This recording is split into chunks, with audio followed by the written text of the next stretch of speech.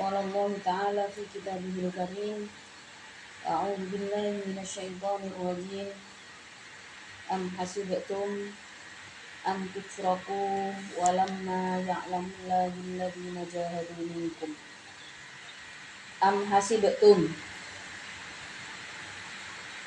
bermakna hamzatil ingkari dengan maknanya hamzah ingkar. Am hasibtum, tidakkah mengira engkau, antutsroku, untuknya ditinggalkan kalian, walamma ya'lam, ailam ya'lam,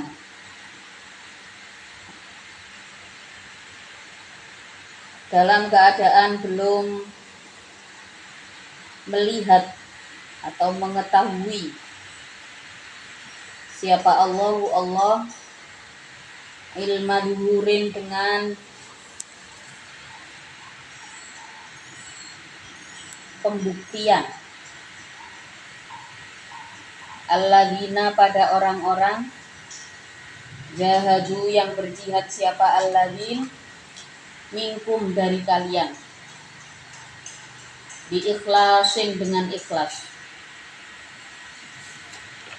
diikhlasin dengan ikhlas,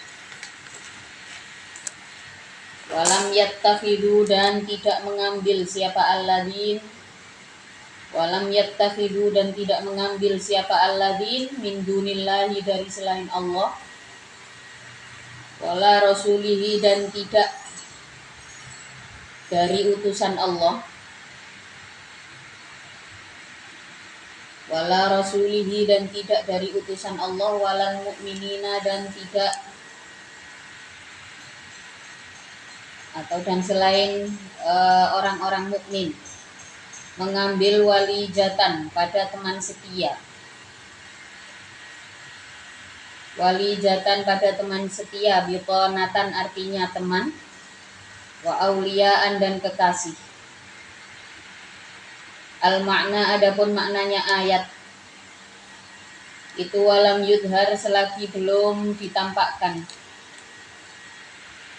siapa al mukhlisuna orang-orang yang ikhlas, wahum adapun al mukhlisun itu al mausufuna yang disifati siapa mukhlisun, bima dengan perkara, lukiro yang disebutkan apa ma, min ghairihim dari selain al mukhlisun.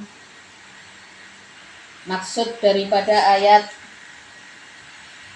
am hasibtum an tutraku walamma ya'lamillahu alladzina jahadu minkum walam yattakhidhu min dunillahi wala rasulih walal mu'minina walijah. Maksud daripada ayat ini masih terhubung dengan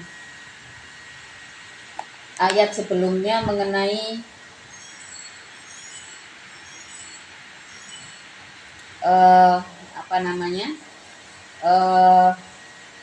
penguatan Allah terhadap orang-orang yang beriman untuk melakukan perlawanan, untuk melakukan perjuangan sebagaimana yang diperintahkan oleh Allah, memerangi orang-orang kafir yang dolim, membebaskan sesama muslim, kemudian menolong orang-orang kafir yang minta pertolongan di mana orang-orang ini tidak melakukan kedoliman.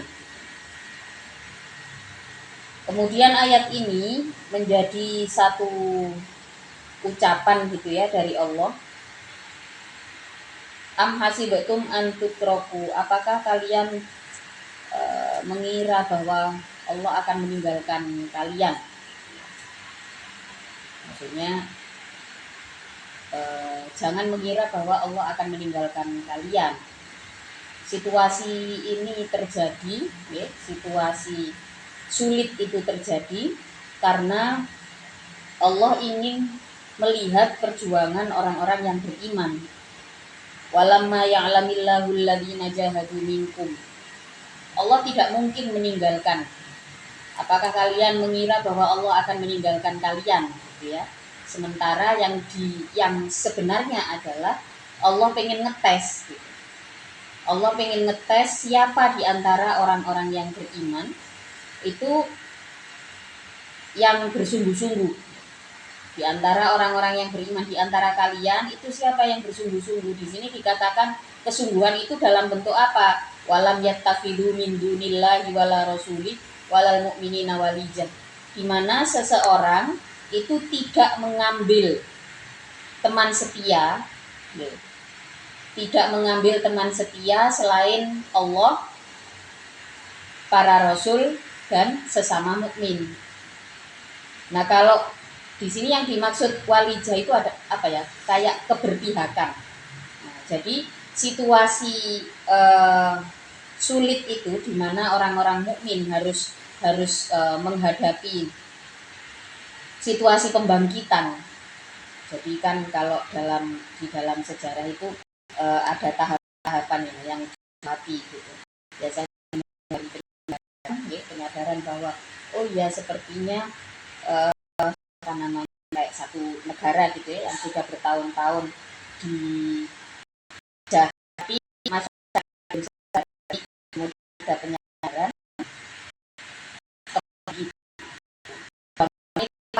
ya karena orang yang itu itu masih harus ada perjanjian. Situasi sulit ini terjadi pada saat itu gitu. Nah, di sini ayat ini menjelaskan orang-orang yang beriman nggak takut. Allah itu pengen tes apa dengan situasi ini. Okay. Orang-orang yang beriman tetap berpegang pada Allah, berpegang pada Rasulullah, dan pada orang-orang itu maka daripada ayat situasi sulit di namanya orang yang beriman karena banyak juga situasi sulit ini nggak kemana ini situasi pembangkitan itu situasi yang paling berat nih apapun situasi pembangkitan itu paling berat ada korban setiap hari dengan mental yang berdesakan karena nih masa pembangkitan itu maka biasanya apa diraih ya dari dan di situ kalau ada perang pasti jadi zaman di yang istilah keagamaan pergerakan perang ya kalau dari pasti lebih dulu harus menghadapi peperangan jadi apa namanya paradoks itu ya itu berbalik dari kenyataan itu jadi kayak mencari kedamaian pasti dulu untuk lepas dari semua apa namanya batin itu ada wal makna adapun maknanya oh udah ya itu tadi wallahu ada Allah itu khabir maha teliti itu khabir perkara tuh yang lima dengan perkara yang buat kalian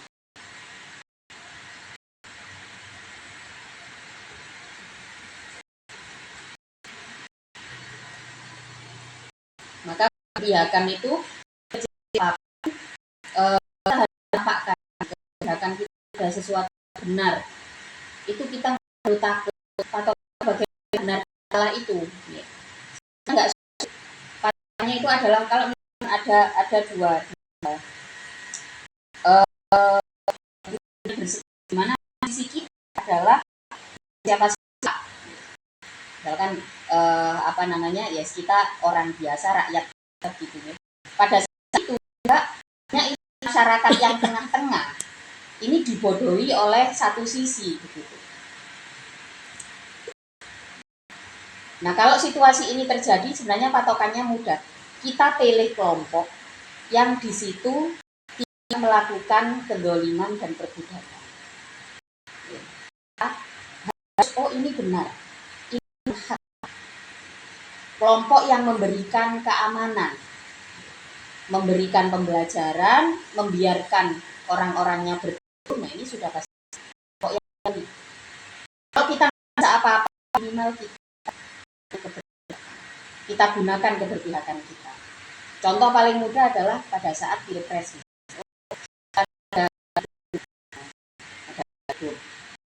Sampai paling politiknya kan, tapi kan kita tahu, tapi punya kewajiban loh untuk ngisi suara kan gitu nih. Nah, ini apa patokannya?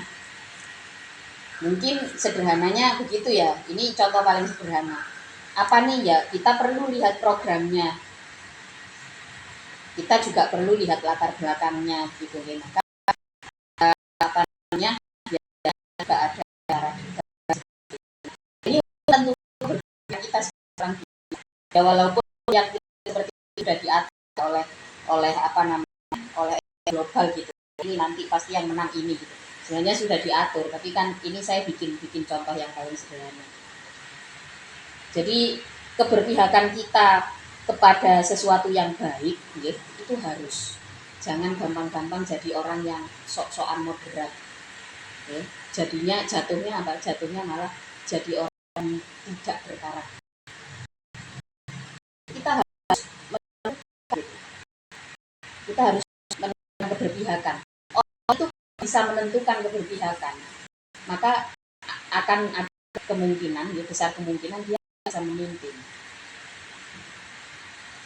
Tapi kalau orang itu sudah apa namanya, berat, dia nggak punya kebijaksanaan. Jangan kira nggak berpihak kemana-mana itu adalah bijaksana, enggak. Bijaksana itu kita berani menentukan keberpihakan pada yang benar, itu bijaksana.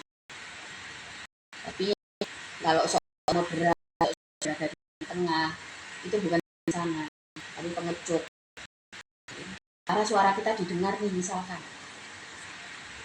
Nah, kalau jadi pemimpin kok nggak punya pernyataan tegas, ini salah, ini benar, gimana, kan sulit. Kita jadi ibu misalkan, ada anak-anak gitu ya, kita harus milih ini pola asuh yang seperti apa gitu. Yang kita yakini benar, yaitu kita perjuangkan, harus begitu. Jangan mau diatur oleh eksternal, oleh luar diri kita. Kita menangani hal yang pribadi, kan keputusan sendiri untuk mendidik anak. Nah, itu bisa mungkin faktor utamanya adalah hati dan pikiran kita sendiri. Nah, untuk mempertajam nalar itu apa modalnya? Modalnya adalah ilmu pengetahuan. Jelas nih. Kita perlu bernalar di saat menjadi ibu, kita harus punya nalar yang baik. Supaya melahirkan generasi-generasi yang bingung. Dan setiap hal-hal kecil yang kita lakukan, keberpihakan kecil apapun, akan Allah itu maha teliti atas apapun yang kita lakukan. Maka jangan pernah meremehkan kebaikan. Makana tidak ada ikulil musyrikina, bagi orang-orang musyrik, apa ayyamuru, untuknya meramaikan siapa musyrikin masjidallahi, pada masjid Allah. Yang dimaksud adalah Baitullah, Ka'bah, Masjidil Haram yang dimaksud. Bil ifradi, dengan masjid, bisa dibaca ayyamuru masjidallah, al jam'i, dan jam' bisa dibaca ayyamuru masjidallah. Kalau masjidallah yang dimaksud adalah Masjidil Haram, ya. Kalau masjidallah yang dimaksud masjid-masjid Allah di seluruh dunia. Bidukhulihi, dengan memasuki masjid, wal qudi, dan duduk fihi, di masjid. Tidak diperbolehkan, tidak diperkenankan bagi orang-orang musyrik untuk meramaikan masjid. Diperkenankan. murid-murid masjid ya memang hendaknya adalah orang-orang muslim, orang-orang Islam, orang yang beriman kepada Allah. Nah, ini tugasnya.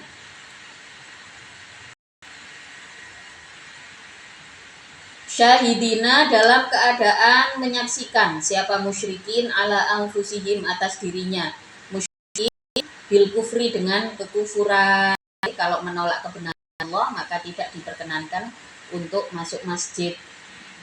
Ya kayak masjid yang dijadikan wisata, kayak misal ya masjid yang suka wisata. Yang masuk ayat ini adalah merayakan berarti urus. Kalau itu dibuka wisata religi gitu ya, situasi saat ini banyak seperti itu, maka ya apa namanya di situ nggak ada masalah. Yang penting ya orang-orang kafir yang masuk itu kita ya, kalau Allah sekedar untuk melihat ini tidak masalah.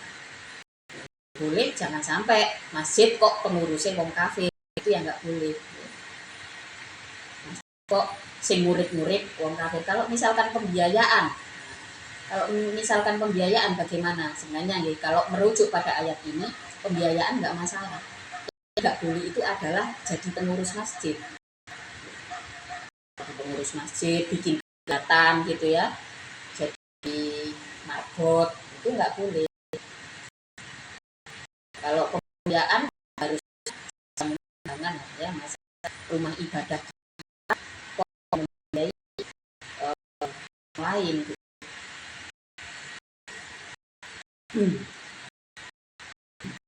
Ulaika adapun angfusahum itu habitat melebu, batolat artinya batil. Apa batil? Salah ya. Apa akmaluhum perbuatannya ulaik li'adami syartiha karena ketiadaan amal wafinari dan itu dalam neraka di dalam neraka ada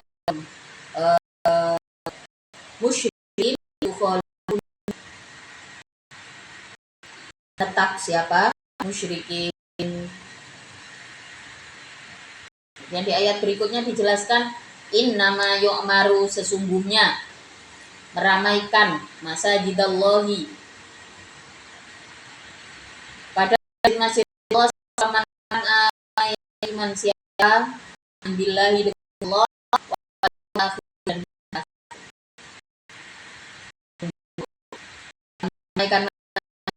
meramaikan masjid Allah itu adalah yang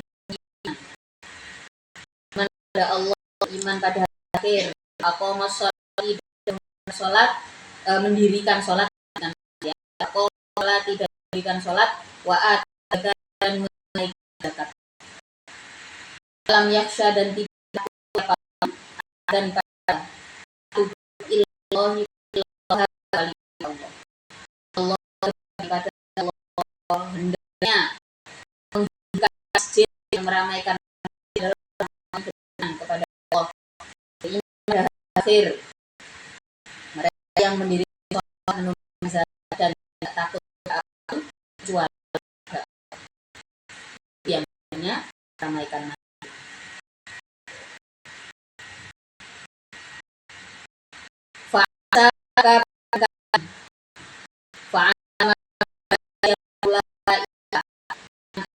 tersebut itu punya ada siapa itu menjadi orang yang petunjuk, itu menjadi orang-orang yang mendapatkan petunjuk. Aja'altum, apakah menjadikan kalian koyatal haji minum orang yang haji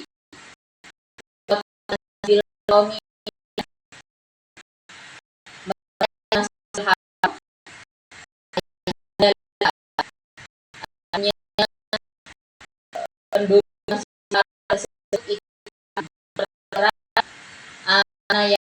yang Allah diri dari akhir dan berjihad siaman fi Allah la yastawu, tidak sama siapa ludali indallahi sisi Allah, indallahi sisi Allah ayatnya ini dikatakan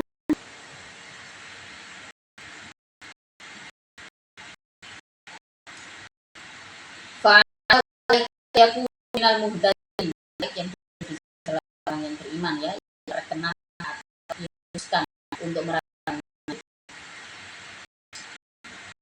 mereka pasti kali mereka adalah orang-orang yang mendapatkan petunjuk. Ayatnya ada Masjidil Haram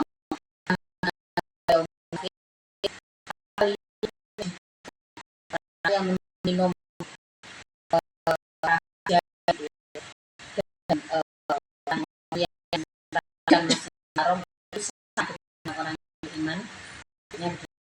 Jadi bagaimana asbab nuzulnya, bagaimana ayat ini tidak baru dijelaskan pada saat itu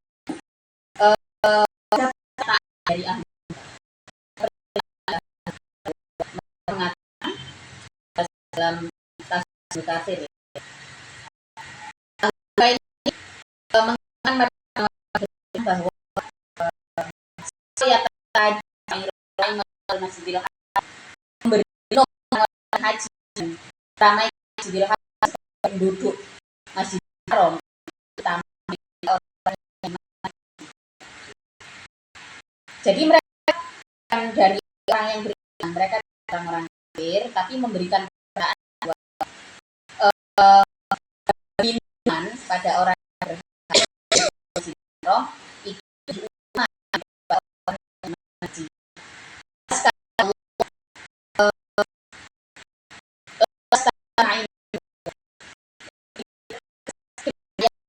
Pada saat itu juga sahabat oh iya ya kan mereka baik itu tujuan mengatakan itu supaya enggak iman juga yang mengatakan sebagai ya di utara gitu sebagai duduk sebagai ahli yang membantu pada orang yang dan dari orang-orang beriman untuk beriman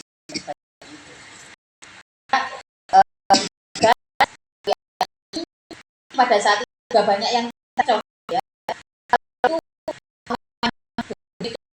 udah saya nggak usah ikut ibadah sama orang bagi iman Allah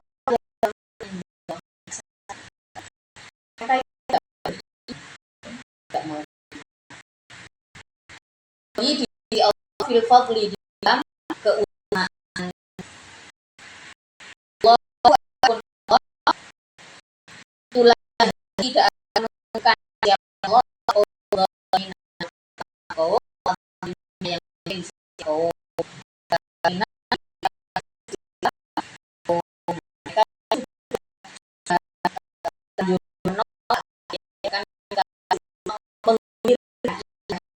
dimana yang sampai sekarang dijalani sebagai itu juga masih banyak orang yang mengatakan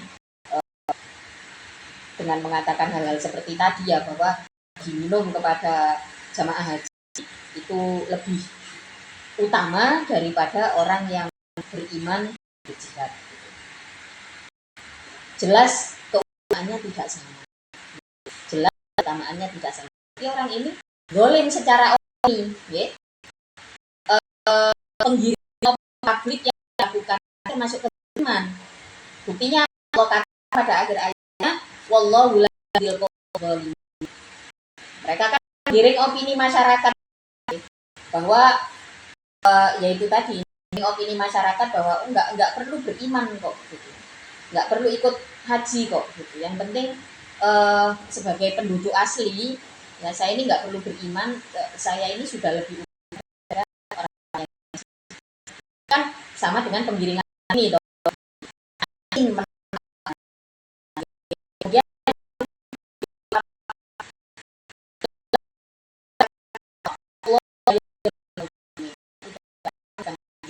Orang yang golim itu menempatkan sesuatu, menempatkan isu untuk menutup kewajiban. Nah, ini sama juga dengan cacat nalar gitu. Ada satu perintah kemudian ditolak dengan penggiringan opini. Ini kebenaran. Nazalat turun apa ayat mana tadi ya? Nazalat turun apa ayat wallahu ini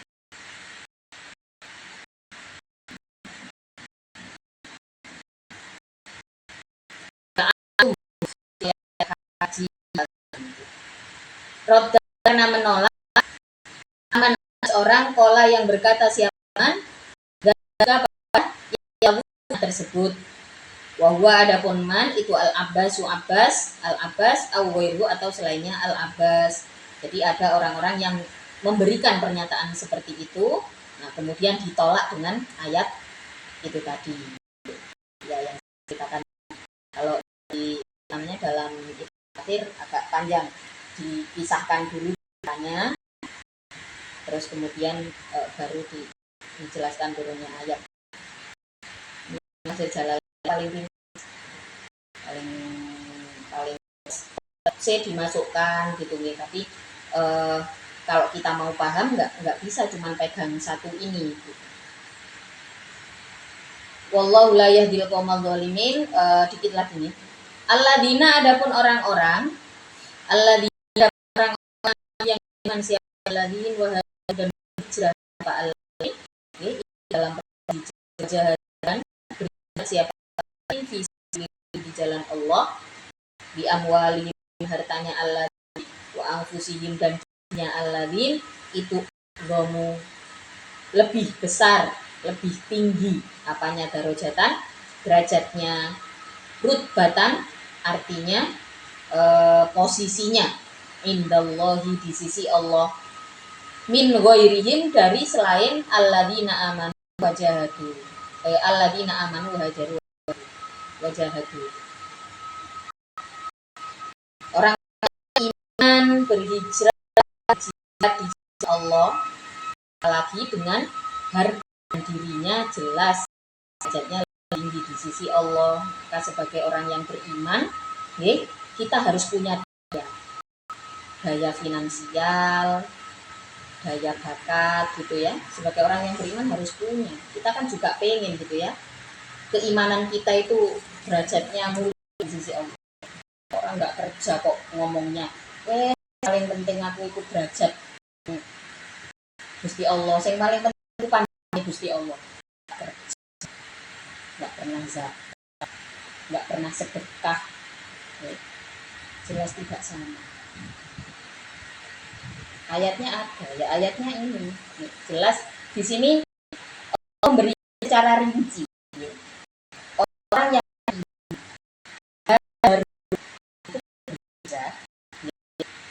ikut berhijrah di jalan Allah untuk melindungi agama Allah, untuk melindungi diri sama Allah, hijrah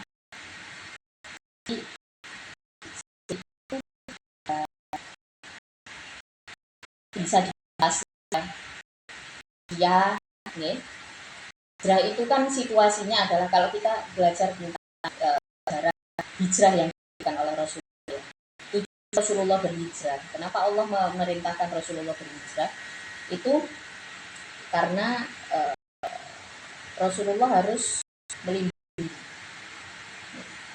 diri dari situasi dan lingkungan yang tidak kondusif. Rasulullah untuk keamanan diri, untuk keamanan keluarga, dan untuk keamanan kelompok. Ini hijrah. Otomatis orang itu kalau mau berhijrah demi keamanan dan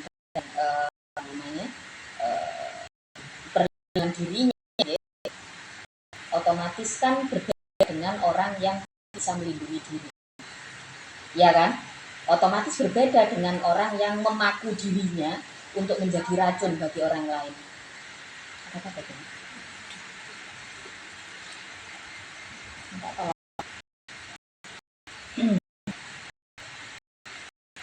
Orang berhijrah itu tidak sama dengan orang yang tidak pernah berhijrah.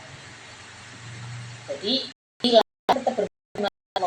Pastinya pada saat itu, apakah semua orang yang beriman itu hijrah? Tidak. Ya. Sebagian karena memang sakit, tidak kuat untuk melewati perjalanan jauh. Maka sebagian memang menetap di kota Makkah. Derajatnya di sisi Allah seperti apa? Tetap berbeda. Kan yang hijrah lebih berat jualnya. Apalagi yang ke Habasyah harus naik kapal. Okay. Ini bahkan di perjalanan ada yang meninggal dan sebagainya gitu. Jadi otomatis tidak sama. Kemudian yang berjihad juga gitu. Yang ikut jihad dengan yang tidak ikut jihad tentu juga tidak sama. Nilai derajatnya di sisi Allah tentu tidak sama. Jihad jalan Allah wa anfusihim. Karena ingin mendapatkan derajat yang mulia di sisi Allah, maka harus berjuang dengan harta dan jiwa. Harus berjuang dengan harta dan jiwa. Urip iku butuh bondo. Kan Rasulullah katakan seseorang yang kerja supaya tidak menjadi beban bagi orang lain, itu termasuk jihad fisabilillah. Itu termasuk jihad. Padahal baru ya sudah dia bekerja supaya tidak beban bagi orang lain. Apalagi kalau dia selain supaya tidak beban, dia berjihad dia bekerja untuk menghidupi orang tuanya. Disebut oleh Rasulullah orang seng itu bukan. Jadi dia punya keluarga, punya anak gitu, punya keturunan, dan juga masih ada orang tua yang dibiayai. Rakus Rasulullah dalam hadis beliau. Jadi seorang pemuda menghidupi keluarganya dan masih dibiayai orang tuanya, ini derajatnya di sisi Allah. Jadi awal harta Anda untuk modal jihad kita. Nah, kalau kita orang yang beriman ya jangan takut berjuang ya. Jadi kalau a'dhamu darajatan indallah, derajatnya jelas unggul. Ada yang nggak ngapain. Aku ini wis beriman, kok pasti surga kan? Memang sudah dijamin. Fakta biasanya di mana atau neraka bagi orang ini, yolah jadi beban. Ya. Jadi kalau kita pengen mendapatkan derajat yang mulia di sisi Allah, jangan takut berjuang. Inginkan sesuatu, perjuangkan, sampai menghasilkan sesuatu. Minimal kita tidak menjadi beban bagi orang lain, kalau bisa kita memberikan banyak manfaat bagi orang lain. Ulaika adapun alladzina amanu, yaitu al-faizuna, orang yang beruntung. Itu al-faizuna, orang yang beruntung. Mudah-mudahan termasuk orang yang beruntung. Allahumma ja'alna minhum. Berarti apa? Kalau dilihat dari susunan ayat ini, alladzina amanu wa hajaru wa jahadu fi sabilillah bi amwalihim wa anfusihim a'dhamu darajatan wa ulaika hum faizun. Kita bisa melihat keberuntungan atau privilege kita sebagai manusia itu adalah kita bisa dengan hal dan diri kita. Kita nggak kalah, tapi kita tangguh dalam perjuangan. Okay? Mengacu pada ayat ini berarti kita orang yang beruntung. Kita sudah privilege perjuangan yang datang melalui iman barangkali, yang datang melalui ya support system, kita berteman dengan yang sama-sama produktif begitu. Maka orang-orang seumuran saya itu sudah banyak yang hari-harinya cuma nongkrong. Saya tok yang sering diajak gitu, mungkin ayo kita sesekali masalah sesekali ya biasanya teman-teman gitu ya, kadang-kadang ya saya nggak mau sering kan karena apa-apa begitu ya, tapi menurut saya masih banyak yang lebih prioritas untuk dilakukan selain nongkrong. Orang itu nongkrong itu udah lama gitu ya, nggak ngapa-ngapain, obrolan ngalor ngidul gitu, lama gitu, juga nggak ada yang dihasilkan. Nah kalau kegiatan seperti itu harus dilakukan setiap hari, ya akan mengurangi jatah perjuangan kita secara otomatis. Iya kan? Perjuangan kita setiap hari apa ya? Kita menyelesaikan target harian, menyelesaikan tugas-tugas harian, itu perjuangan kita setiap hari. Kalau terdistraksi atau teralihkan oleh kegiatan nongkrong yang sifatnya cuma ngopi, masalahnya ngopinya ngajak di tempat yang kopinya harga paling murah 30.000, 60.000 itu dulu itu. Padahal yang mengeluarkan amwal vivo bisa dibilang itu. Jadi kalau bisa semakin dewasa nanti kalian juga makin pinter gitu untuk menentukan kegiatan-kegiatan yang produktif. Jangan hanya melihat positifnya. Kalau dilihat positif ya, nanti dalilnya adalah silaturahim. Kalau dilihat positif, bahkan kita beli di kafe-kafe lokal ya, itu positif karena kita kan berarti ikut serta dalam perputaran ekonomi gitu ya. Positifnya positif, tapi antara positif dan produktif makin kita dewasa harus lebih banyak yang produktif dibanding yang positif. Positif itu ya hanya baik tapi nggak ngasih benefit apa-apa ke kita. Tapi kalau kita melakukan hal baik dan hal baik itu mendatangkan sesuatu ke kita, contoh pekerjaan harian, pakai belajar yang memberikan omset atau biar kita misalkan digaji gitu ya, itu gajinya bukan gaji kita, biar gajinya berkah sedikit tapi cukup. Nah itu pentingnya kita memahami konsep positif dan produktif. Jadi positif itu ya sesuatu yang positif dilakukan meskipun nggak menghasilkan apa-apa, itu positif. Jadi kalau produktif adalah segala sesuatu yang mendatangkan benefit atau keuntungan bagi kita. Baik itu keuntungan secara finansial maupun keuntungan dalam hal lain, misalkan nilai dengar sedikit pengajiannya Mbak Yaida. Beliau mengatakan setiap hari kalau misalkan kita itu tidak bisa dapat manfaat ilmunya Allah dalam hari ini, tidak bisa mendapat nilai mendekatkan diri kita ke Allah, kita termasuk orang yang rugi.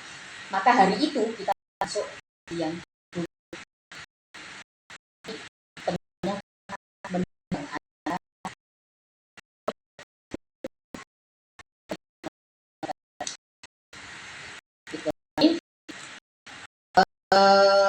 Al-Ghafiruna artinya orang-orang yang mendapatkan bil khairi dengan kebaikan. Yubashiru menangkan para al-faizun itu hanya dengan Allah dari waridwan dan juga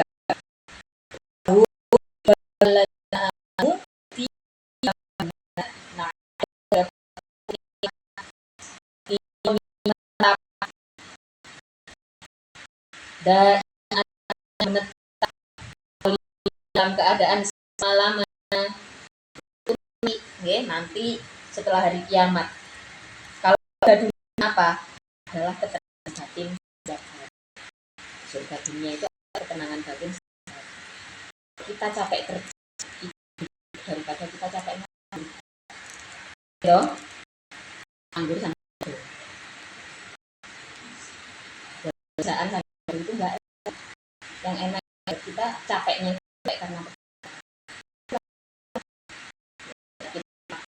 ya terus bagi mau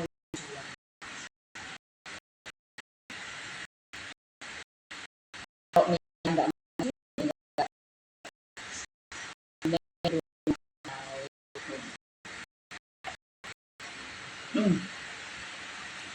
halun ada kota yang dikirakan di dalam jannat amalannya. Allah sesungguhnya Allah itu indahu itu di sisi Allah ajrun adapun pahala yang anazala kal hijrah Allah taala a'lamu bissawab.